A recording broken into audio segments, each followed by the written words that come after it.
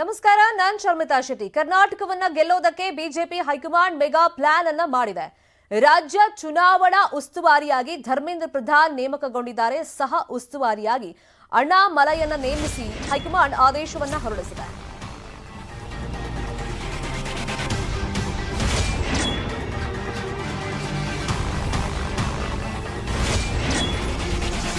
Tamil Nadu BJP ರಾಜ್ಯಾಧ್ಯಕ್ಷರಾಗಿದ್ದಾರೆ. ಸದ್ಯಕ್ಕೆ ಅಣ್ಣಾಮಲೈ ಕರ್ನಾಟಕದಲ್ಲಿ IPS ಅಧಿಕಾರಿಯಾಗಿ ಹಲವು ಜಿಲ್ಲೆಗಳಲ್ಲಿ ಸೇವೆ ಸಲ್ಲಿಸಿದಂತ ಅನುಭವ ಅವ್ರಿಗಿದೆ. ಹಾಗಾಗಿ ಕರ್ನಾಟಕಕ್ಕೆ ಚಿರಪರಿಚಿತರಾಗಿದ್ದಾರೆ ಅಣ್ಣಾಮಲೈ.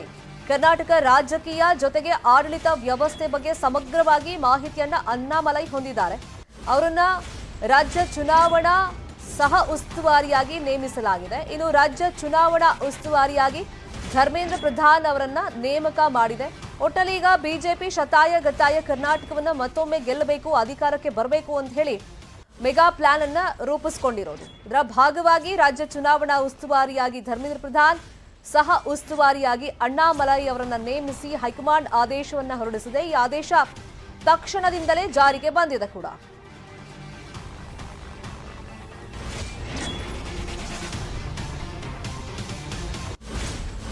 ಇಲ್ಲಿ ಸಹಜವಾಗಿ ಒಂದು ಚರ್ಚೆ ಮತ್ತೆ ಕುತೂಹಲದ ವಿಷಯ ಅಂತಂದ್ರೆ, ಈಗ ಧರ್ಮೇಂದ್ರ ಪ್ರಧಾನ್ ಅವ್ರಿಗೂ ಕರ್ನಾಟಕಕ್ಕೂ ಯಾವ ತರ ಲಿಂಕ್, ಕರ್ನಾಟಕದ ಬಗ್ಗೆ ಅವರಿಗೆ ಎಷ್ಟು ಸಮಗ್ರವಾದಂತಹ ಮಾಹಿತಿ ಗೊತ್ತಿದೆ ಮತ್ತೆ ಅನುಭವ ಇದೆ ಚುನಾವಣೆ ಬಗ್ಗೆ, ಇಲ್ಲಿನ ಚುನಾವಣೆ ಬಗ್ಗೆ ಅಂತ ಹೇಳಿ.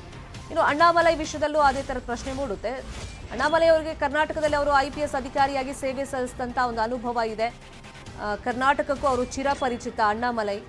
ಮತ್ತೆ ಕರ್ನಾಟಕದ ರಾಜಕೀಯ ವ್ಯವಸ್ಥೆನೂ ಗೊತ್ತು, ಜೊತೆಗೆ ಆಡಳಿತ ವ್ಯವಸ್ಥೆ ಬಗ್ಗೆ ಸಮಗ್ರವಾಗಿ ಮಾಹಿತಿಯನ್ನ ಅಣ್ಣಾಮಲೈ ಅವರು ಹೊಂದಿದ್ದಾರೆ. ಹಾಗಾಗಿ ಅವರಿಗೆ ರಾಜ್ಯ ಚುನಾವಣಾ ಸಹ ಉಸ್ತುವಾರಿಯಾಗಿ ಬಿಜೆಪಿ ಹೈಕಮಾಂಡ್ ನೇಮಕವನ್ನ ಮಾಡಿ ಕರ್ನಾಟಕವನ್ನ ಗೆಲ್ಲೋದಕ್ಕೆ ಒಂದು ಮೆಗಾ ಪ್ಲಾನ್ ಅನ್ನ ಮಾಡಿರೋದು. ಇನ್ನು ರಾಜ್ಯ ಚುನಾವಣಾ ಉಸ್ತುವಾರಿಯಾಗಿ ಧರ್ಮೇಂದ್ರ ಪ್ರಧಾನ್ ಅವರು ನೇಮಕ ಆಗಿದ್ದಾರೆ. ಇದೇ ವಿಚಾರವಾಗಿ ಮತ್ತಷ್ಟು ಮಾಹಿತಿಯನ್ನ ನೀಡೋದಕ್ಕೆ ಫೋನ್ ಸಂಪರ್ಕದಲ್ಲಿ ಜಾಯಿನ್ ಆಗಿದ್ದಾರೆ ನಮ್ಮ political bureau reporter Krishna. High command ಏನೋ ಮೆಗಾ ಪ್ಲಾನ್ ಮಾಡಿದೆ, ಹೌದು. ಈಗ ರಾಜ್ಯ ಚುನಾವಣಾ ಉಸ್ತುವಾರಿಯಾಗಿ ಧರ್ಮೇಂದ್ರ ಪ್ರಧಾನ್, ಸಹ ಉಸ್ತುವಾರಿಯಾಗಿ ಅಣ್ಣಾಮಲೈ ನೇಮಕ ಆಗಿದೆ. ತಕ್ಷಣಕ್ಕೆ ಆದೇಶ ಜಾರಿಗೆ ಬಂದಿದೆ. ಈಗ ಧರ್ಮೇಂದ್ರ ಪ್ರಧಾನ್ ಅವರಿಗೆ ಕರ್ನಾಟಕದ ರಾಜಕೀಯದ ಬಗ್ಗೆ ಗೆಲ್ಲಿಸ್ಕೊಳ್ಳೋ ಮೆಗಾ ಪ್ಲಾನ್ಗಳನ್ನ ಮಾಡೋ ಬಗ್ಗೆ ಎಷ್ಟು ಅನುಭವ ಇದೆ, ಐಡಿಯಾ ಇದೆ? ಖಂಡಿತವಾಗ್ಲೂ ಶರ್ಮಿತಾ, ಅನುಭವಿ ಇರತಕ್ಕಂತ ನಾಯಕರನ್ನೇ ಈಗ ಚುನಾವಣಾ ಉಸ್ತುವಾರಿಯಾಗಿ ಹೈಕಮಾಂಡ್ ನೇಮಕವನ್ನ ಮಾಡಿರುವಂತದ್ದು. ಅಂದ್ರೆ ನೀವ್ ಹೇಳ್ದಂಗೆ ಧರ್ಮೇಂದ್ರ ಪ್ರಧಾನ್ ಅವರು ಕರ್ನಾಟಕ ರಾಜ್ಯದ ಬಗ್ಗೆ ತಿಳ್ಕೊಂಡಿರುವಂತ ನಾಯಕರು. ಯಾಕಂದ್ರೆ ಅಮಿತ್ ಶಾ ಅವರ ಆಪ್ತರು ಅಂತಾನೆ ಹೇಳ್ಬೋದು.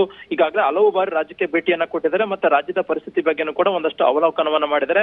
ಮತ್ತೆ ಮುಖ್ಯವಾಗಿ ಶರ್ಮಿತಾ, ಹಿಂದೆ ನೀವು ಗಮನಿಸಿರ್ಬೋದು, ಮುಖ್ಯಮಂತ್ರಿ ಯಡಿಯೂರಪ್ಪನವರು ಹಿಂದೆ ಏನು ಮುಖ್ಯಮಂತ್ರಿಗಳಾಗಿದ್ರು ಅಂತ ಸಂದರ್ಭದಲ್ಲಿ ಅವರು ಬದಲಾವಣೆ ಮಾಡ್ತಾರೆ ಒಂದು ಚರ್ಚೆ ಆದಂತ ಸಂದರ್ಭದಲ್ಲಿ ಇದೇ ಧರ್ಮೇಂದ್ರ ಪ್ರಧಾನ್ ಅವರು ಇಲ್ಲ ಒಂದ್ ಕಡೆ ರಾಜ್ಯದ ಬಿಜೆಪಿ ನಾಯಕರ ಜೊತೆಗೆ ಗುಟ್ಟಾಗಿ ಮಾತುಕತೆ ನಡೆಸಿದ್ರು ಕೂಡ ಸಾಕಷ್ಟು ಚರ್ಚೆ ಆಗ್ತಾ ಇತ್ತು. ಮತ್ತೆ ರಾಜ್ಯದ ವಿಚಾರವಾಗಿ ಸಂಪೂರ್ಣವಾಗಿ 1-to-1 ಟಚ್ ಅಲ್ಲಿರುವಂತವರು ಅಮಿತ್ ಶಾ ಜೊತೆಗೆ ರಾಜ್ಯದ ಪರಿಸ್ಥಿತಿ, ರಾಜ್ಯದ ನಾಯಕರ ಸಂಪರ್ಕವನ್ನ ಮಾಡೋದ್ರ ಮುಖಾಂತರವಾಗಿ ಒಂದಷ್ಟು ಮಾಹಿತಿಗಳನ್ನ ಧರ್ಮೇಂದ್ರ ಪ್ರಧಾನ್ ಅವರ ರಾಜ್ಯದ ಮುಖಾಂತರವಾಗಿ ಅಮಿತ್ ಶಾ ಅವರಿಗೆ ಸಲ್ಲಿಕೆಯನ್ನ ಮಾಡ್ತಿರೋ ಕೂಡ ಚರ್ಚೆ ಆಗ್ತಾ ಇತ್ತು. ಅದೇ ಒಂದು ಕಾರಣಕ್ಕೋಸ್ಕರವಾಗಿನೇ ಈಗ ಅಮಿತ್ ಶಾ ಅವರು ಎಲ್ಲೊಂದ್ ಕಡೆ ಕರ್ನಾಟಕದ ಸಂಪೂರ್ಣ ರಾಜಕಾರಣವನ್ನ ಒಂದ್ ರೀತಿ ಅವರ ಆಸಕ್ತಿಗೆ ತೆಗೆದುಕೊಂಡಿರುವಂತದ್ದು. ಅದಕ್ಕೋಸ್ಕರವಾಗಿನೇ ಅವರ ಆಪ್ತರಿಗೆ ಧರ್ಮೇಂದ್ರ ಪ್ರಧಾನ್ ಅವರಿಗೆ ಈ ಒಂದು ಚುನಾವಣಾ ಉಸ್ತುವಾರಿಯ ನೇಮಕವನ್ನ ಮಾಡಿರುವಂತದ್ದು. ಅದು ಎಲ್ಲೊಂದ್ ಕಡೆಗೆ ಅಮಿತ್ ಶಾ ಅವರು ಏನ್ ಸ್ಟ್ರಾಟಜಿಗಳನ್ನ ಧರ್ಮೇಂದ್ರ ಪ್ರಧಾನ್ ಅವರಿಗೆ ಕೊಡ್ತಾರೆ ಅದನ್ನ ಅನುಷ್ಠಾನ ಮಾಡುವಂತ ನಿಟ್ಟಿನಲ್ಲಿ ಧರ್ಮೇಂದ್ರ ಪ್ರಧಾನ್ ಅವರು ಮಹತ್ವದ ಕೆಲಸವನ್ನ ಮಾಡ್ತಾರೆ ಅನ್ನೋ ಒಂದು ಕಾರಣಕ್ಕೋಸ್ಕರವಾಗಿನೇ ಈಗ ಧರ್ಮೇಂದ್ರ ಪ್ರಧಾನ್ ಅವರನ್ನ ಅಂತಿಮವಾಗಿ ರಾಜ್ಯ ಬಿಜೆಪಿ ಚುನಾವಣಾ ಉಸ್ತುವಾರಿಯಾಗಿ ನೇಮಕವನ್ನ ಮಾಡಿರುವಂತದ್ದು. ಅದ್ರ ಜೊತೆಗೆ ಈಗಾಗಲೇ ಅಣ್ಣಾಮಲೈ ಅವರು ಕೂಡ ಈಗಾಗಲೇ ನೇಮಕವನ್ನ ಮಾಡಿದ್ದಾರೆ. ಅಣ್ಣಾಮಲೈ ಯಾರು ಅನ್ನೋದು ಎಲ್ರಿಗೂ ಕೂಡ ಗೊತ್ತಿದೆ. ಯಾಕಂದ್ರೆ ಕರ್ನಾಟಕದಲ್ಲಿ ಐಪಿಎಸ್ ಅಧಿಕಾರಿಯಾಗಿ ಅವರು ಸೇವೆಯನ್ನ ಸಲ್ಲಿಸಿದ್ರು. ಅಂತಿಮವಾಗಿ ಅವರು ರಾಜೀನಾಮೆ ಕೊಡೋದ್ರ ಮುಖಾಂತರವಾಗಿ ಈಗಾಗಲೇ ತಮಿಳುನಾಡಲ್ಲಿ ರಾಜಕಾರಣವನ್ನ ಬಿಜೆಪಿಯಲ್ಲಿ ಶುರು ಮಾಡಿದ್ದಾರೆ. ಈಗ ಅವರಿಗೆ ಇಲ್ಲಿ ಸಹ ಪ್ರಭಾರಿಯಾಗಿ ಉಸ್ತುವಾರಿಯನ್ನಾಗಿ ನೇಮಕವನ್ನ ಮಾಡಿರುವಂತದ್ದು. ಇಲ್ಲ ಒಂದ್ ಕಡೆಗೆ ಅವರದೇ ಆದಂತಹ ಅಭಿಮಾನಿಗಳ ಬೆಂಬಲಿಗರ ದಂಡೆ ದೊಡ್ಡ ಮಟ್ಟದಲ್ಲಿರುವಂತದ್ದು. ಹೀಗಾಗಿ ಅವ್ರಿಗೆ ನೇಮಕವನ್ನ ಮಾಡಿದ್ರೆ ಭಾಷೆ ಕೂಡ ಚೆನ್ನಾಗಿ ಗೊತ್ತಿದೆ. ಆ ಮುಖಾಂತರವಾಗಿ ಇಲ್ಲ ಒಂದ್ ಕಡೆಗೆ ಕರ್ನಾಟಕದಲ್ಲಿ ಒಂದಷ್ಟು ತಂತ್ರಗಾರಿಕೆಯನ್ನ ಮಾಡಬಹುದು. ಅವ್ರ ಮುಖಾಂತರವಾಗಿ ಅವ್ರಿಗೆ ಏನು ತಂತ್ರಗಾರಿಕೆ ಕೊಟ್ರೆ ಅವ್ರನ್ನೆಲ್ಲ ಒಂದ್ ಕಡೆಗೆ ಜನಸಾಮಾನ್ಯರನ್ನ ಸೆಳೆಬಹುದು ಅನ್ನೋ ಒಂದು ಕಾರಣಕ್ಕೋಸ್ಕರವಾಗಿ ಈ ಒಂದು ಇಬ್ಬರು ನಾಯಕರಿಗೆ ಅಂತಿಮವಾಗಿ ಅಂದ್ರೆ ಕರ್ನಾಟಕದ ಬಿಜೆಪಿ ಚುನಾವಣಾ ಉಸ್ತುವಾರಿಯಾಗಿ ನೇಮಕವನ್ನ ಮಾಡಿರುವಂತದ್ದು. ಅಂದ್ರೆ ಧರ್ಮೇಂದ್ರ ಪ್ರಧಾನ್ ಆಗಿರ್ಬೋದು ಮತ್ತೆ ಅಣ್ಣಾಮಲೈ ಆಗಿರ್ಬೋದು, ಕರ್ನಾಟಕದ ರಾಜ್ಯದ ಸಂಪೂರ್ಣ ಚಿತ್ರಣ ಅವ್ರಿಗೆ ಅರಿವಿದೆ ಅಂತ ಹೇಳ್ಬೋದು. ನಮ್ಮಲ್ಲಿ ಇರತಕ್ಕಂತ ಸಮಸ್ಯೆಗಳು ಒಂದಷ್ಟು ಅವಲೋಕನವನ್ನ ಮಾಡಿದ್ದಾರೆ. ಮತ್ತೆ ತಂತ್ರಗಾರಿಕೆ ಆಗಿರ್ಬೋದು, ಮತ್ತೆ ಬೇರೆ ಬೇರೆ ಹೈಕಮಾಂಡ್ ನಾಯಕರು ಏನೇ ಸೂಚನೆ ಕೊಟ್ಟರು ಕೂಡ ಅದನ್ನ ಸಮಗ್ರವಾಗಿ ಅನುಷ್ಠಾನ ಮಾಡ್ತಾರೆ ಅನ್ನೋ ಒಂದು ಕಾರಣಕ್ಕೋಸ್ಕರವಾಗಿ ಈ ಇಬ್ಬರು ನಾಯಕರನ್ನ ಈಗ ಚುನಾವಣಾ ಉಸ್ತುವಾರಿಯಾಗಿ ನೇಮಕವನ್ನ ಮಾಡಿರುವಂತದ್ದು. Sharmita, please be on line Krishna. ಇನ್ನು 2023 ಎಲೆಕ್ಷನ್ ಗೆಲ್ಲೋದಕ್ಕೆ ಬಿಜೆಪಿ ಬೇರೆ ಬೇರೆ ರೀತಿಯಲ್ಲಿ ತಯಾರಿಗಳನ್ನ ಮಾಡ್ಕೊಳ್ತಾ ಇದೆ. ಕೋರ್ ಕಮಿಟಿ ನಂತರ ವಿಶೇಷ ಕಾರ್ಯಕಾರಿಣಿ ಸಭೆ ನಡೀತಾ ಇದೆ. ಅರಮನೆ ಮೈದಾನದಲ್ಲಿ ಕಾರ್ಯಕಾರಿಣಿ ಆರಂಭ ಆಗಿದೆ. ಎಲೆಕ್ಷನ್ ಗೆಲ್ಲೋದಕ್ಕೆ ನಾಯಕರಿಗೆ ಬಿಎಲ್ ಸಂತೋಷ್ ಪಾಠ ಮಾಡ್ತಾ ಇದ್ದಾರೆ. ಬಿಜೆಪಿ ರಾಷ್ಟ್ರೀಯ ಸಂಘಟನಾ ಪ್ರಧಾನ ಕಾರ್ಯದರ್ಶಿ ಬಿಎಲ್ ಸಂತೋಷ್ ಅವರು ಕೆಲವೊಂದು ಟಿಪ್ಸ್ ಗಳನ್ನ ಕೊಡ್ತಾ ಇದ್ದಾರೆ ಎಲೆಕ್ಷನ್ ಗೆಲ್ಲೋದಕ್ಕೆ ನಾಯಕರಿಗೆ. ಬಿಜೆಪಿ ಎಲೆಕ್ಷನ್ ಕಾರ್ಯಕ್ರಮಗಳಿಂದಾದಂತ ಪ್ರಯೋಜನಗಳ ಬಗ್ಗೆನೂ ಕೂಡ ಚರ್ಚೆಯನ್ನು ನಡೆಸ್ತಾ ಇದ್ದಾರೆ. ಮತ್ತೆ ಕಾರ್ಯಕರ್ತರಲ್ಲಿ ಈ ಹುಮ್ಮಸ್ಸನ್ನ ತುಂಬಿ ಯಾವ ತರ ಗೆಲ್ಲಬೇಕು, ಯಾವ ಭಾಗದಲ್ಲಿ ಯಾವ ತರ ರಣತಂತ್ರವನ್ನ ರೂಪಿಸಬೇಕು ಅನ್ನೋ ಕಿವಿ ಮಾತನ್ನ ಹೇಳ್ತಾ ಇದ್ದಾರೆ. ಈಗ ಜನಸಂಕಲ್ಪ ಯಾತ್ರೆ, ಬೂತ್ ವಿಜಯ ಅಭಿಯಾನ ಎಲ್ಲ ನಡೀತಾ ಇದೆ ಬಿಜೆಪಿಯಿಂದ. ವಿಜಯ ಸಂಕಲ್ಪ ಯಾತ್ರೆ ಸಕ್ಸಸ್ ಬಗ್ಗೆನೂ ಕೂಡ ಚರ್ಚೆಯನ್ನ ನಡೆಸಲಾಗ್ತಾ ಇದೆ. ಈಗ ಏನಾಗಿದೆ ಎಟ್ ಪ್ರೆಸೆಂಟ್ ಈ ಕಾರ್ಯತಂತ್ರಗಳಿಂದ ಮುಂದೆ ಏನು ಮಾಡಬೇಕು ಅನ್ನೋದ್ರ ಬಗ್ಗೆ ಟಿಪ್ಸ್ ಅನ್ನ ಕೊಡ್ತಾ ಇದ್ದಾರೆ. ಬೆಂಗಳೂರಿನ ಅರಮನೆ ಮೈದಾನದಲ್ಲಿ ಕಾರ್ಯಕಾರಿಣಿ ಆರಂಭ ಆಗಿದೆ. ಎಲೆಕ್ಷನ್ ಗೆಲ್ಲೋದಕ್ಕೆ ನಾಯಕರಿಗೆ ಬಿಎಲ್ ಸಂತೋಷ್ ಪಾಠವನ್ನ ಮಾಡ್ತಾ ಇದ್ದಾರೆ. ಇದೇ ವಿಚಾರವಾಗಿ ಮತ್ತಷ್ಟು ಅಪ್ಡೇಟ್ಸ್ ಕೊಡೋದಕ್ಕೆ ಫೋನ್ ಸಂಪರ್ಕದಲ್ಲಿ ಕನೆಕ್ಟೆಡ್ ಇದ್ರು ನಮ್ಮ political bureau reporter Krishna. BL Santosh ಅವರು ಬಹಳಷ್ಟು ಆಕ್ಟಿವ್ ಆಗಿರೋದು, ಕೆಲವೊಂದು ಭಾಗಗಳಿಗೆ ಅವರೇ ಹೋಗಿ ಟಿಪ್ಸ್ ಅನ್ನ ಕೊಡ್ತಿರೋದು, ಮೀಟಿಂಗ್ ಮೇಲೆ ಮೀಟಿಂಗ್ ಮಾಡ್ತಿರೋದನ್ನ ನಾವು ಗಮನಿಸ್ತಾ ಇದ್ದೀವಿ. ಸೊ ಇವತ್ತಿನ ಈ ಕಾರ್ಯಕಾರಿಣಿಯಲ್ಲಿ ಪ್ರಮುಖವಾಗಿ ಯಾವೆಲ್ಲ ವಿಷಯಗಳು ಚರ್ಚೆಗೆ ಬರ್ತಾ ಇದೆ ಎಲೆಕ್ಷನ್ಗೆ ಸಂಬಂಧಪಟ್ಟಂತೆ? ಖಂಡಿತವಾಗ್ಲೂ ಶರ್ಮಿತಾ, ಇಷ್ಟು ದಿನಗಳ ಕಾಲ ಯಡಿಯೂರಪ್ಪನವರಂತ ನಾಯಕರಿದ್ರು. ಆದ್ರೆ ಈಗ ಅವರು ಅಧಿಕಾರದಿಂದ ಇಳಿದ ನಂತರವಾಗಿ ಯಾರು ನಾಯಕರಾಗ್ತಾರೆ ಎಂದು ಕೂಡ ಸಾಕಷ್ಟು ಚರ್ಚೆ ಆಗ್ತಾ ಇತ್ತು. ಈಗ ಬಿಎಲ್ ಸಂತೋಷ್ ಅವರು ಇಡೀ ರಾಜ್ಯಾದ್ಯಂತ ಪ್ರವಾಸವನ್ನ ಮಾಡೋದ್ರ ಮುಖಾಂತರವಾಗಿ ಆ ಒಂದು ನಾಯಕವನ್ನ ತುಂಬುವಂತದ್ದು, ಅಂದ್ರೆ ಇಡೀ ಸಂಘಟನಾತ್ಮಕವಾಗಿ ಚುನಾವಣೆಗೆ ಸಜ್ಜುಗೊಳಿಸುವಂತ ನಿಟ್ಟಿನಲ್ಲಿ ಕಾರ್ಯತಂತ್ರವನ್ನ ಮಾಡ್ತಿರುವಂತದ್ದು. ಈಗಾಗಲೇ ಜಿಲ್ಲಾ ಪ್ರವಾಸವನ್ನ ಮಾಡ್ತಿದ್ದಾರೆ, ಎಲ್ಲ ಜಿಲ್ಲೆಗಳಿಗೂ ಕೂಡ ತೆರಳ್ತಾ ಇದ್ದಾರೆ. ಅದ್ರ ಜೊತೆಗೆ ಮುಂದುವರೆದ ಭಾಗವಾಗಿ ಇವತ್ತು ಅರಮನೆ ಮೈದಾನದಲ್ಲೂ ಕೂಡ ಬಿಜೆಪಿ ವಿಶೇಷ ಕಾರ್ಯಕಾರಿಣಿ ಸಭೆ ನಡೀತಾ ಇರುವಂತದ್ದು. ಈ ಸಭೆಯಲ್ಲಿ ಪ್ರಮುಖವಾದಂತಹ ರಾಜ್ಯದ ನಾಯಕರು ಬಿಎಸ್ ಯಡಿಯೂರಪ್ಪ, ನಳಿನ್ ಕುಮಾರ್ ಕಟೀಲ್ ಸೇರಿದಂತೆ ಎಲ್ಲ ನಾಯಕರು ಕೂಡ ಭಾಗವಹಿಸಿದ್ದಾರೆ. ಈ ಒಂದು ಸಭೆಯ ಮುಖ್ಯ ಉದ್ದೇಶ ಇಷ್ಟೇ. ಈಗಾಗಲೇ ಸಂಘಟನಾತ್ಮಕ ದೃಷ್ಟಿಯಿಂದಾಗಿ ಯಾವೆಲ್ಲ ಕಾರ್ಯತಂತ್ರಗಳನ್ನ ರೂಪಿಸಬೇಕು ಅಂದ್ರೆ ಬೂತ್ ಮಟ್ಟದಿಂದನೂ ಕೂಡ ಈಗಾಗಲೇ ಬೇರೆ ಬೇರೆ ಅಭಿಯಾನವನ್ನ, ವಿಜಯ ಸಂಕಲ್ಪ ಅಭಿಯಾನ ಆಗಿರ್ಬೋದು, ಮತ್ತೆ ಜನಸಂಕಲ್ಪ ಯಾತ್ರೆ ಆಗಿರ್ಬೋದು, ಹೀಗೆ ದೊಡ್ಡ ಮಟ್ಟದಲ್ಲಿ ಬೇರೆ ಬೇರೆ ಅಭಿಯಾನವನ್ನ ಮಾಡ್ತಾ ಇದ್ದಾರೆ. ಆ ಅಭಿಯಾನವನ್ನ ಸಂಪೂರ್ಣವಾಗಿ ಅನುಷ್ಠಾನ ಮಾಡೋದ್ರ ಮುಖಾಂತರವಾಗಿ ಒಂದ್ ರೀತಿ ಜನರನ್ನ ಸೆಳೆಯುವಂತದ್ದು, ಮತ್ತೆ ಕಾರ್ಯಕರ್ತರ ಪಡೆಯನ್ನ ಒಂದ್ ರೀತಿ ಒಟ್ಟುಗೂಡಿಸುವಂತದ್ದು. ಆ ಮುಖಾಂತರವಾಗಿ ಚುನಾವಣೆ ಗೆಲ್ಲುವಂತ ನಿಟ್ಟಿನಲ್ಲಿ ಸ್ಥಳೀಯ ಮಟ್ಟದಲ್ಲಿ ಯಾವ ರೀತಿಯಾಗಿ ಕಾರ್ಯತಂತ್ರವನ್ನ ರೂಪಿಸಬೇಕು ಅದಕ್ಕೆ ಸಂಬಂಧಪಟ್ಟಂತೆ ಒಂದಷ್ಟು ಸಲಹೆ ಸೂಚನೆಗಳನ್ನ ಬಿಎಲ್ ಸಂತೋಷ್ ಅವರು ಈಗಾಗಲೇ ಖುದ್ದು ಪದಾಧಿಕಾರಿಗಳಿಗೆ ಕೊಡ್ತಾ ಇರುವಂತದ್ದು. ಈಗಾಗಲೇ ಉದ್ಘಾಟನಾ ಭಾಷಣದಲ್ಲಿ ಮಾಜಿ ಮುಖ್ಯಮಂತ್ರಿ ಬಿಎಸ್ ಯಡಿಯೂರಪ್ಪನವರು ಪ್ರಸ್ತಾಪವನ್ನ ಮಾಡಿದರೆ, ಅಂದ್ರೆ ಕಾಂಗ್ರೆಸ್ ಮತ್ತೆ ಜೆಡಿಎಸ್ ನಾಯಕರು ಏನ್ ತಂತ್ರಗಾರಿಕೆಯನ್ನ ಮಾಡ್ತಿದ್ರೆ ಅದು ಸಂಪೂರ್ಣವಾಗಿ ವಿಫಲ ಆಗುತ್ತೆ.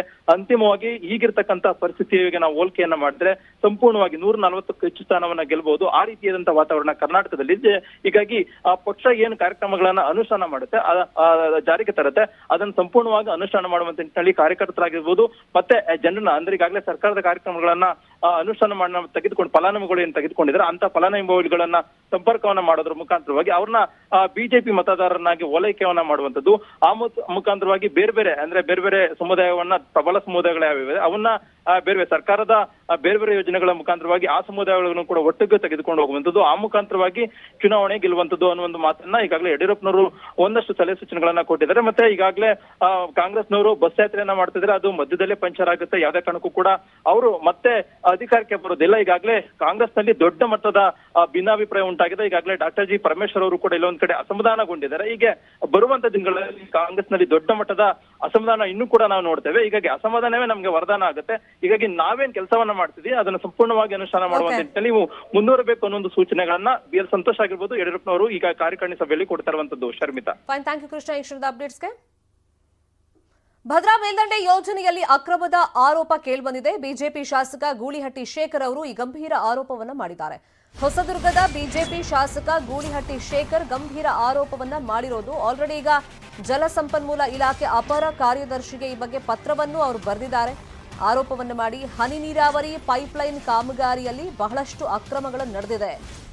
ಒಂದೇ ದಿನ ಅಕ್ರಮವಾಗಿ 18,000 ಕೋಟಿ ಟೆಂಡರ್ ಅನ್ನ ಕೊಟ್ಟಿದ್ದಾರೆ ಅನ್ನೋ ಆರೋಪ ಕೇಳಿಬಂದಿದೆ. ಅದೆಲ್ಲವನ್ನು ಕೂಡ ಜಲಸಂಪನ್ಮೂಲ ಇಲಾಖೆ ಅಪರ ಕಾರ್ಯದರ್ಶಿಗೆ ಬರೆದಿರುವಂತಹ ಪತ್ರದಲ್ಲಿ ಉಲ್ಲೇಖವನ್ನ ಮಾಡಿದ್ದಾರೆ.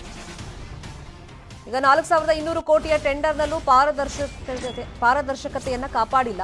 7 ದಿನದ ಕಾಲಾವಕಾಶ ನೀಡಿ ಸಾವಿರಾರು ಕೋಟಿ ಟೆಂಡರ್ ಅನ್ನ ಮಾಡಿದ್ದಾರೆ, ಕರೆದಿದ್ದಾರೆ, ಕೊಟ್ಟಿದ್ದಾರೆ ಅನ್ನೋ ಆರೋಪ ಕೇಳಿಬಂದಿದೆ. ವಿವಿಧ ನೀರಾವರಿ ನಿಗಮಗಳಿಂದ ತರಾತುರಿಯಲ್ಲಿ ಟೆಂಡರ್ ಅನ್ನ ನೀಡಲಾಗಿದೆ ಅನ್ನೋ ಆರೋಪ ಕೇಳಿಬಂದಿದೆ.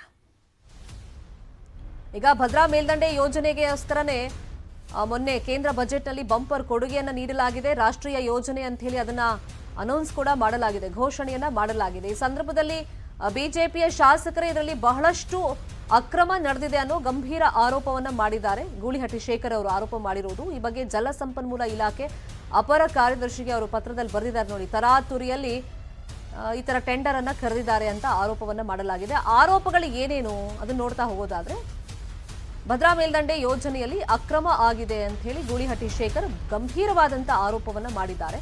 ಈ ಬಗ್ಗೆ ಜಲಸಂಪನ್ಮೂಲ ಇಲಾಖೆಗೆ ಅವರು ಪತ್ರವನ್ನ ಬರೆದಿದ್ದಾರೆ. ಆ ಪತ್ರದಲ್ಲಿ ಏನ್ ಮೆನ್ಷನ್ ಮಾಡಿದ್ದಾರೆ ಅಂದ್ರೆ, ಹನಿ ನೀರಾವರಿ ಜೊತೆಗೆ ಪೈಪ್ಲೈನ್ ಕಾಮಗಾರಿ, ಕೆರೆಗೆ ಪೈಪ್ಲೈನ್ ಅಳವಡಿಕೆಯಲ್ಲಿ ಅಕ್ರಮ ಆಗಿದೆ ಅಂತ ಹೇಳಿ ಆರೋಪ ಮಾಡಿದ್ದಾರೆ. ಮತ್ತೆ ಒಂದೇ ದಿನ ಅಕ್ರಮವಾಗಿ 18,000 ಕೋಟಿಯ ಟೆಂಡರ್ ಅನ್ನ ಕರೆದಿದ್ದಾರೆ ಅಂತ ಹೇಳಿ ಆರೋಪವನ್ನ ಅವರು ಮಾಡಿದ್ದಾರೆ.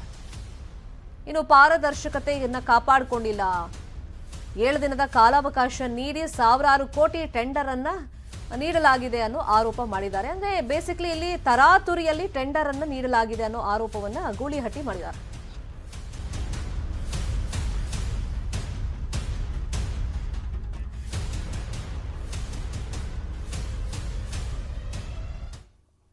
ಜಗತ್ತಿನಲ್ಲಿ ನಮ್ಮ ಪ್ರಧಾನಿಯೇ ನಂಬರ್ 1. ಜಗತ್ತಿನ ಜನಪ್ರಿಯ ನಾಯಕರ ಪಟ್ಟಿ ರಿಲೀಸ್. 21 ದೇಶಗಳ ನಾಯಕರನ್ನೇ ಹಿಂದಿಕ್ಕಿದ ನಮೋ. ಇದು ಜನಪ್ರಿಯ Modi story.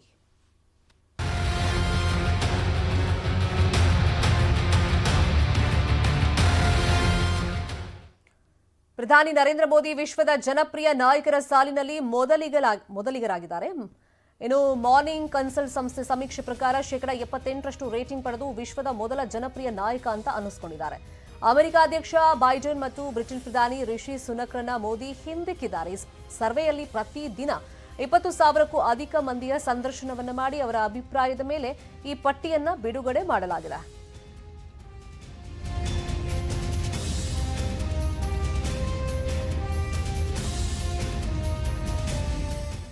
Welcome back. Hidkal ಜಲಾಶಯದ ಹಿನ್ನೀರಿನ ಪ್ರದೇಶದ ಜನರಿಗೆ ಸಂಕಷ್ಟದ ಪರಿಸ್ಥಿತಿ ಎದುರಾಗಿದೆ. ವಾಸಸ್ಥಳವನ್ನ ಖಾಲಿ ಮಾಡುವಂತೆ ನೋಟಿಸ್ ಜಾರಿ ಮಾಡಲಾಗಿದೆ. ನೀರಾವರಿ ಇಲಾಖೆಯಿಂದ ಜನರಿಗೆ ನೋಟಿಸ್ ಅನ್ನು ನೀಡಲಾಗಿದೆ. ಆ ನೋಟಿಸ್ ಅಲ್ಲಿ ಏನ್ ಮೆನ್ಷನ್ ಮಾಡಿದ್ದಾರೆ ಅಂದ್ರೆ, ಅತಿಕ್ರಮ ಮಾಡಿಕೊಂಡು ವಾಸ ಮಾಡ್ತಾ ಇದ್ದೀರಾ. ಹುಕ್ಕೇರಿ ತಾಲೂಕಿನ ಹಂಚಿನಾಳ ಗ್ರಾಮ ಪಂಚಾಯತ್ ವ್ಯಾಪ್ತಿಯಲ್ಲಿ ಕುಟುಂಬಗಳು ವಾಸ ಮಾಡ್ಕೊಂಡಿದ್ವು. ಜಿನರಾಳ ಗ್ರಾಮದ ಜನರಿಗೆ ಈಗ ಸಂಕಷ್ಟ ಎದುರಾಗಿದೆ. 32 ವರ್ಷಗಳ ಹಿಂದೆ ನಿವೇಶನದ ಹಕ್ಕುಪತ್ರವನ್ನ ಅಧಿಕಾರಿಗಳೇ ಕೊಟ್ಟಿದ್ದಾರೆ. ಈಗ ನೋಡಿದ್ರೆ ಏಕಾಏಕಿ ನೀವು ಜಾಗ ಖಾಲಿ ಮಾಡಬೇಕು ಅಂತ ಹೇಳಿದ್ರೆ ಹೆಂಗೆ ಅಂತ ಜನ ಪ್ರಶ್ನೆ ಮಾಡ್ತಾ ಇದ್ದಾರೆ. ಗ್ರಾಮಸ್ಥರ ಪರವಾಗಿ ನಿಂತು ಸರ್ಕಾರಕ್ಕೆ ಪತ್ರವನ್ನ ಬರೆದಿದ್ದಾರೆ ಸತೀಶ್ ಜಾರಕಿಹೊಳಿ ಅವರು. ಈಗ ಹಕ್ಕುಪತ್ರ ನೀಡಿರೋದು ಅಧಿಕಾರಿಗಳೇ. ಈಗ ನೋಡಿದ್ರೆ ಅತಿಕ್ರಮ ಮಾಡಿಕೊಂಡು ವಾಸ ಮಾಡ್ತಾ ಇದ್ದೀರಾ ಅಂತ ಆರೋಪ ಮಾಡಿ ನೋಟಿಸ್ ಅನ್ನ ಜಾರಿ ಮಾಡಿ ತಕ್ಷಣಕ್ಕೆ ಅದನ್ನು ಖಾಲಿ ಮಾಡಬೇಕು, ಆ ಜಾಗವನ್ನ ವಾಸಸ್ಥಳವನ್ನ ಖಾಲಿ ಮಾಡಬೇಕು ಅಂತ ನೋಟಿಸ್ ಅನ್ನ ಜಾರಿ ಮಾಡಿರೋದ್ರಿಂದ ಕುಟುಂಬಸ್ಥರೆಲ್ಲರೂ, ಆ ಗ್ರಾಮದವರು ಸಹಜವಾಗಿ ಕಂಗಾಲಾಗಿದ್ದಾರೆ. 32 ವರ್ಷಗಳ ಹಿಂದೆ ನಿವೇಶನ ಹಕ್ಕುಪತ್ರ ಇವರೇ ಕೊಟ್ಟಿರೋದು ಅಧಿಕಾರಿಗಳು. ಈಗ ಖಾಲಿ ಮಾಡಿ ಏಕಾಏಕಿ ಅಂದ್ರೆ ಹೇಗೆ ಅನ್ನೋ ಪ್ರಶ್ನೆ ಮಾಡಿದ್ದಾರೆ. ಇದೇ ವಿಚಾರವಾಗಿ ಮತ್ತಷ್ಟು ಮಾಹಿತಿಯನ್ನ ನೀಡೋದಕ್ಕೆ ನೇರ ಸಂಪರ್ಕದಲ್ಲಿ ಜಾಯ್ನ್ ಆಗಿದ್ದಾರೆ ನಮ್ಮ ರಿಪೋರ್ಟರ್ ಲೋಹಿತ್. 32 ವರ್ಷದ ಹಿಂದೆ ಅಧಿಕಾರಿಗಳೇ ಹಕ್ಕುಪತ್ರ ಕೊಟ್ಟಿದ್ದಾರೆ. ಈಗ ನೋಟಿಸ್ ಕೊಟ್ಟು ತಕ್ಷಣ ಖಾಲಿ ಮಾಡಿ ಅಂತ ಹೇಳ್ತಾ ಇದ್ದಾರೆ. ಸತೀಶ್ ಜಾರಕಿಹೊಳಿ ಯಾರಿಗೀಗ ಪತ್ರವನ್ನ ಬರೆದಿದ್ದಾರೆ? ಶರ್ಮಿತಾ ಶೆಟ್ಟಿ, ಏನಂತಂದ್ರೆ ಬೆಳಗಾವಿ ಜಿಲ್ಲೆಯ ಹುಕ್ಕೇರಿ ತಾಲೂಕಿನ ಏನು ಹಿಡಕಲ್ ಜಲಾಶಯ ಬರುತ್ತೆ, ಹಿಡಕಲ್ ಜಲಾಶಯದ ಹಿನ್ನೀರಿನ ಪ್ರದೇಶದಲ್ಲಿ ಒಂದು ಗ್ರಾಮಗಳು ವಾಸವಾಗಿರ್ತಕ್ಕಂಥದ್ದು. ಜಿನ್ರಾಳ್ ಗ್ರಾಮದಲ್ಲಿ ಸುಮಾರು 100ಕ್ಕೂ ಹೆಚ್ಚು ಕುಟುಂಬಗಳು ಸುಮಾರು 45 ವರ್ಷಗಳ ಮೇಲ್ಪಟ್ಟು ಜೀವನವನ್ನ ಅಲ್ಲೇ ಮಾಡ್ತಾ ಇದ್ದಾರೆ. ಏನೋ ಒಂದು ಆ ಡ್ಯಾಮ್ ಅನ್ನ ಕಟ್ಟಲಾಗಿತ್ತು. ಡ್ಯಾಮ್ ಅನ್ನ ಕಟ್ಟಿದಂತ ಸಂದರ್ಭದಲ್ಲಿ ಆ ಒಂದು ಡ್ಯಾಮ್ ನ ಹಿನ್ನೀರಿನಲ್ಲಿ ಆ ಒಂದು ಗ್ರಾಮ ಮುಳುಗೋಗುತ್ತೆ. ಬಳಿಕ ಅವ್ರನ್ನ ಬೇರೆ ಕಡೆಗೆ ಸ್ಥಳಾಂತರ ಮಾಡ್ತಾರೆ. ಅಲ್ಲೇ ಪಕ್ಕದಲ್ಲೇ ಒಂದು ಜಾಗವನ್ನ ಕೊಟ್ಟು ಸ್ಥಳಾಂತರ ಮಾಡಿ ಅಲ್ಲಿ ಅವರಿಗೆ ಸರ್ಕಾರದಿಂದ ಹಕ್ಕುಪತ್ರವನ್ನ ಕೊಡ್ತಾರೆ, ಸರ್ಕಾರದಿಂದ ನಳಗಳನ್ನ ಕೊಡ್ತಾರೆ, ಸರ್ಕಾರದಿಂದ ರಸ್ತೆಗಳನ್ನ ಮಾಡಿ ಅವ್ರಿಗೆ ಉತ್ತಾರಗಳನ್ನು ಸಹ ಕೊಡ್ತಾರೆ. ಸರ್ಕಾರದ ಎಲ್ಲಾ ಫೆಸಿಲಿಟಿಗಳು ಕೂಡ ಈಗ ಅಲ್ಲಿ ಬಂದಿರತಕ್ಕಂಥ, ಅದ್ರ ಜೊತೆಗೆ ಸರ್ಕಾರದಿಂದ ಮಂಜೂರಾಗಿರ್ತಕ್ಕಂಥ ಮನೆಗಳು ಕೂಡ ಅಲ್ಲಿ ಕಟ್ಕೊಂಡು ನೆಮ್ಮದಿಯನ್ನ ಜೀವನ ನಡೆಸ್ತಾ ಇದ್ರು. ಆದ್ರೆ ಈಗ ಏನಂತಂದ್ರೆ ನೀರಾವರಿ ಇಲಾಖೆ ಅಧಿಕಾರಿಗಳು ಬಂದ್ಬಿಟ್ಟು ನೀವು ಇಲ್ಲಿ ಅಕ್ರಮವಾಗಿ ವಾಸವಾಗಿದ್ರಿ ಅನ್ನುವಂತ ನೆಪವನ್ನ ಒಡ್ಡಿ ಅವರಿಗೆ ನೋಟಿಸ್ ಅನ್ನ ಜಾರಿ ಮಾಡಿ ನೀವು ತಕ್ಷಣನೇ ಈ ಜಾಗವನ್ನ ಖಾಲಿ ಮಾಡ್ಬೇಕು ಅನ್ನುವಂತ ಸೂಚನೆಯನ್ನ ಅವ್ರಿಗೆ ಕೊಟ್ಟಿದ್ದಾರೆ. ಸೊ ಈ ವಿಚಾರವಾಗಿ ಈಗ ಸತೀಶ್ ಜಾರಕಿಹೊಳಿ ಕೂಡ ಮಧ್ಯಸ್ಥಿಕೆ ವಹಿಸಿರ್ತಕ್ಕಂಥದ್ದು. ಸುಮಾರು 40 ವರ್ಷಗಳಿಂದ ವಾಸವಾಗಿರುವಂತ ಜನರನ್ನ ಈಗ ಏಕಾಏಕಿ ಒಕ್ಕಲೆಬ್ಸಿದ್ರೆ ಹೇಗೆ? ಇದಕ್ಕೆ ಕಾರಣ ಅನುದಾನವನ್ನು ಕೊಡಬೇಕು. ಅದ್ರ ಜೊತೆಗೆ ಏನಂತಂದ್ರೆ ಏನು ಈ ಒಂದು ಜಾಗ ನೀರಾವರಿ ಇಲಾಖೆ ವ್ಯಾಪ್ತಿಗೆ ಬರುತ್ತೆ, ಅದನ್ನ ಸರ್ಕಾರ ಬಿಟ್ಕೊಡ್ಬೇಕು, ಇದಕ್ಕೆ ಸರ್ಕಾರನೇ ಮಧ್ಯಸ್ಥಿಕೆ ವಹಿಸಬೇಕು ಅನ್ನುವಂತ ಒತ್ತಾಯವನ್ನ ಮಾಡಿ ಮುಖ್ಯಮಂತ್ರಿಗೆ ಈಗ ಸತೀಶ್ ಜಾರಕಿಹೊಳಿ ಅವರು ಪತ್ರವನ್ನ ಬರೆದಿದ್ದಾರೆ. ಇದರ ಮೂಲಕ ಅಂತಂದ್ರೆ ಕೋರ್ಟ್ಗೆ ಮನವರಿಕೆ ಮಾಡಿಕೊಡ್ಬೇಕಾಗತ್ತೆ. ಈ ಒಂದು ಗ್ರಾಮಗಳು 40 ವರ್ಷದಿಂದ ಇಲ್ಲೇ ಇದಾವೆ, ಹಾಗಾಗಿ ಇವರಿಗೆ ಇಷ್ಟು ಜಾಗವನ್ನ ನಾವು ಬಿಟ್ಕೊಡ್ತಾ ಇದೀವಿ ಅನ್ನುವಂತ ಮನವರಿಕೆಯನ್ನ ಕೋರ್ಟ್ಗೆ ಮಾಡ್ಬೇಕು ಅನ್ನುವಂತ ಒತ್ತಾಯವನ್ನ ಸತೀಶ್ ಜಾರಕಿಹೊಳಿ ಅವರು ಮಾಡಿದ್ದಾರೆ. ಸೊ ಇನ್ನೊಂದೆಡೆ ಏನಂತಂದ್ರೆ 1991ರಲ್ಲಿ ಸ್ವತಃ ಏನಂತಂದ್ರೆ ರೆವಿನ್ಯೂ ಇಲಾಖೆ ಈ ಒಂದು ಕುಟುಂಬಗಳಿಗೆ ಹಕ್ಕುಪತ್ರವನ್ನ ಕೊಡುತ್ತೆ, ಅದ್ರ ಜೊತೆಗೆ ಲೋನ್ ಅನ್ನ ಕೊಡುತ್ತೆ, ಮನೆಗಳನ್ನ ಕಟ್ಕೊಳ್ಳಿ ಅಂತ ಹೇಳುತ್ತೆ. ಸೊ ಈಗ ಬಂದ್ಬಿಟ್ಟು ನೀರಾವರಿ ಇಲಾಖೆ ಈ ರೀತಿ ಹೇಳೋದ್ರಿಂದ ಈಗ ಜನ ಕೂಡ ಸಾಕಷ್ಟು ಸಂಕಷ್ಟಕ್ಕೆ ಸಿಲುಕಿದ್ದಾರೆ ಅಂತ ಹೇಳ್ಬೋದು. ಈ ರೀತಿ ಹೇಳಿದ್ರೆ ನಾವು ಏಕಾಏಕಿ ಎಲ್ಲಿಗೆ ಹೋಗ್ಬೇಕು ಅನ್ನೋ ಪ್ರಶ್ನೆಯನ್ನ ಇಲ್ಲಿ ಜನ ಮಾಡ್ತಾ ಇದ್ದಾರೆ. ಶರ್ಮಿತಾ, ಥ್ಯಾಂಕ್ ಯು ಲೋಹಿತ್, ಈ ಕ್ಷಣದ ಅಪ್ಡೇಟ್ಸ್ಗೆ. Welcome back. ಚಿಕ್ಕಪೇಟೆಯ ಸಿಕೆಸಿ ಗಾರ್ಡನ್ ಅಲ್ಲಿ ಬೆಂಕಿ ಕಾಣಿಸಿಕೊಂಡಿದೆ. ಕೆಜಿಎಫ್ ಬಾಬು ಮನೆ ಬಳಿಯಲ್ಲಿ ಪೆಟ್ರೋಲ್ ಅನ್ನು ಸುರಿದು ಬೆಂಕಿಯನ್ನ ಹಚ್ಚಲಾಗಿದೆ ಅಂತ ಆರೋಪ ಮಾಡಲಾಗಿದೆ. ಲಾಲ್ಬಾಗ್ ರಸ್ತೆಯಲ್ಲಿದೆ ಸಿಕೆಸಿ ಗಾರ್ಡನ್. ಕೆಜಿಎಫ್ ಬಾಬು ಸಹೋದರಿ ಶಾಹೀನ್ ತಾಜ್ ವಾಸ ಮಾಡ್ಕೊಂಡಿದ್ರು ಮನೆಯಲ್ಲಿ. ಬೆಂಕಿ ಬಿದ್ದ ಪ್ರಕರಣಕ್ಕೆ ಈಗ ರಾಜಕೀಯ ನಂಟು ಇದೆಯಾ ಅನ್ನೋ ಚರ್ಚೆಗಳು ನಡೀತಾ ಇದೆ. ಕೆಜಿಎಫ್ ಬಾಬು ಸಹೋದರಿಗೆ ಧಮಕಿಯನ್ನ ಹಾಕಿದ್ರಂತೆ ಯುವರಾಜ್. ಕಾಂಗ್ರೆಸ್ನ ಮಾಜಿ ಶಾಸಕ ಆರ್ವಿ ದೇವರಾಜ್ ಪುತ್ರ ಯುವರಾಜ್ ಧಮಕಿ ಹಾಕಿದ್ದಾರೆ ಅಂತ ಆರೋಪವನ್ನ ಮಾಡಲಾಗಿದೆ. ಅದೇ ರೀತಿ ಕಂಪ್ಲೇಂಟ್ ನಲ್ಲೂ ಕೂಡ ಮೆನ್ಷನ್ ಮಾಡಲಾಗಿದೆ. ಯುವರಾಜ್ ಧಮಕಿ ಹಾಕಿದ್ರು ಅಂತ ಹೇಳಿ ಕೆಜಿಎಫ್ ಬಾಬು ಆರೋಪವನ್ನ ಮಾಡಿದ್ದಾರೆ. ಚುನಾವಣೆಯಲ್ಲಿ ಸ್ಪರ್ಧೆ ಮಾಡ್ತಾರೆ ಅಂತ ಹೇಳಿ ಈ ತರದೆಲ್ಲ ಮಾಡ್ತಾ ಇದ್ದಾರೆ, ಧಮಕಿ ಹಾಕ್ತಾ ಇದ್ದಾರೆ ಅಂತ ಹೇಳಿ ಕೆಜಿಎಫ್ ಬಾಬು ಗಂಭೀರವಾದಂತ ಆರೋಪವನ್ನ ಮಾಡಿದ್ದಾರೆ.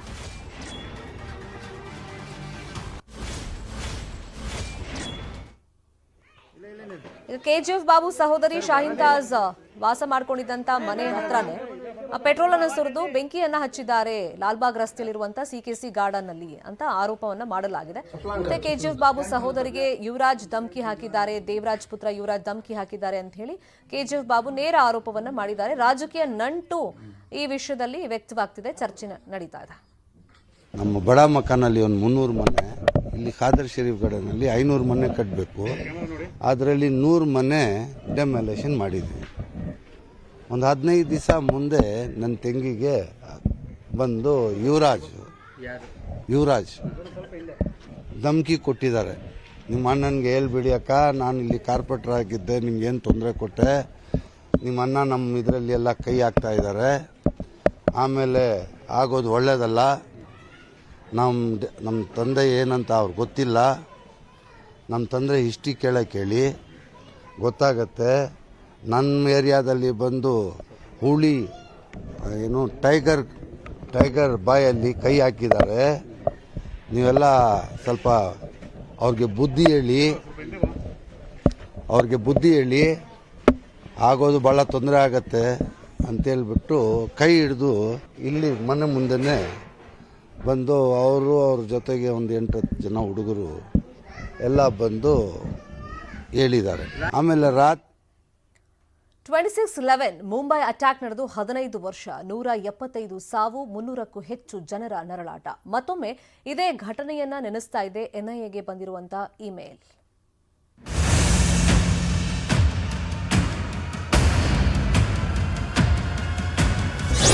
ನವೆಂಬರ್ 26, 2008 ಇಡೀ ದೇಶವನ್ನೇ ಬೆಚ್ಚಿ ಬೀಳಿಸಿದ್ದ ಮುಂಬೈನ ತಾಜ್ ಅಟ್ಯಾಕ್ ಇಂದಿಗೂ ಮರೆಯೋದಕ್ಕೆ ಆಗೋದಿಲ್ಲ.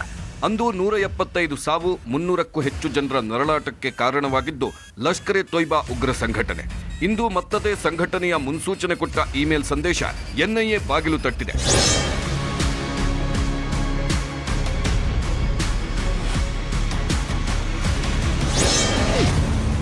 ನನ್ನ ಬಳಿ 20 RDX ಬಾಂಬ್ ಇದೆ. ದೇಶದ ಪ್ರಮುಖ ನಗರಗಳಲ್ಲಿ 20 ಕಡೆ ಸ್ಫೋಟಕ್ಕೆ ತಯಾರಿ ಮಾಡಿದ್ದೇನೆ. ನಾನು ಆದಷ್ಟು ಬೇಗ ಮೋದಿಯನ್ನ ಕೊಲ್ಲುತ್ತೇನೆ. ನನ್ನ ಜೀವನವನ್ನ ಮೋದಿ ಹಾಳು ಮಾಡಿದ್ದಾರೆ. ನಾನು ಯಾರನ್ನೂ ಬದುಕೋದಕ್ಕೆ ಬಿಡೋದಿಲ್ಲ.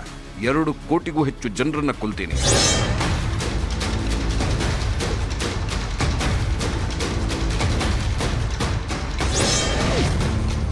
ಇಮೇಲ್ನಲ್ಲಿ ತಾಲಿಬಾನ್ ಸಂಘಟನೆ ನಂಟು.